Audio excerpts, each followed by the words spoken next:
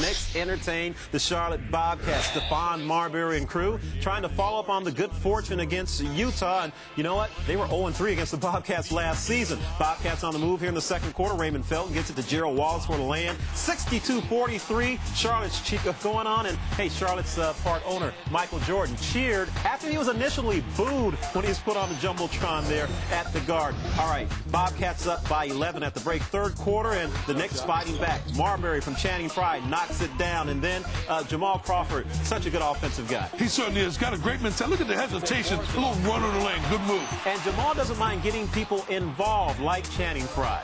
Well, that's good. It makes him a complete player when you recognize your teammates open, create shots for them. Part of a 13-0 run for the New Yorkers, and they were up 86-79 after three. Fourth quarter, Raymond Felton misses the jumper, and Primo's Bresh is there for the putback lay-in. All right, this game's all tied. Michael Jordan likes it, 95 apiece in the regulation. Jamal Crawford for the win at the end, and he back rims it. Okay, so we're going overtime again, just like they did on Monday night. And what we're going to do? Well, how about Eddy Curry putting his club up 101-99, just like that. And then a drive for the layup, but Emeka Okafor grabs the board, lays it back in. Charlotte takes a 102-101 lead after the free throw. Knicks would tie it up, and then Stephon Marbury to Jamal Crawford for the win at the end of overtime. It's not going to be that at all. So we head to a second overtime session.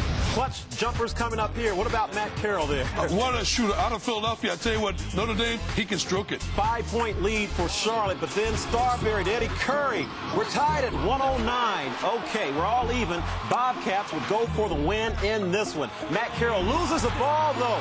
Comes up with it, leaving a tenth of a second left. All right, let's flash back to some whole historic Knicks and Old Bulls history. Genesis of the Trent Tucker rule, January 15th, 1990. Tenth of a second to play, game tied. Mark Jackson to Trent Tucker, caught and shot. Three-pointer counts. New York wins 109-106. Now, that can no longer happen. The rule book states the only type of field goal which may be scored if the clock is at 2/10 or 1/10 of a second is a tip-in or high lob. Tip-in is defined as any action in which the ball is deflected, not controlled by a player, and then enters the basket ring. This type of action shall be deemed legal if 1/10 of a second or more remains in the period. So, a tenth of a second left for the New Yorkers. You can only tip it to David Lee, and he gets it done. Unbelievable. The pass, and the New Yorkers getting all over Michael Jordan. We take a look.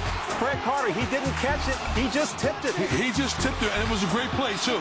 The only way the Bobcats can happen. We may never see it again. Unbelievable. All right, folks. Well, the Knicks go away with the 111-109 victory on Monday night. Stephon Marbury running through the tunnel after beating the Jazz. This time, they weren't quite sure, but yes, indeed. Bucket by David Lee. Bobcats led by as many as 19 points in this one. Although he shot just 2 of 12 from the field, Stephon Marbury reached the 15,000-point plateau for his career. David Lee has 39 rebounds over his last 2 games. Wow. Channing Frye matched his career high with 30 points in this one.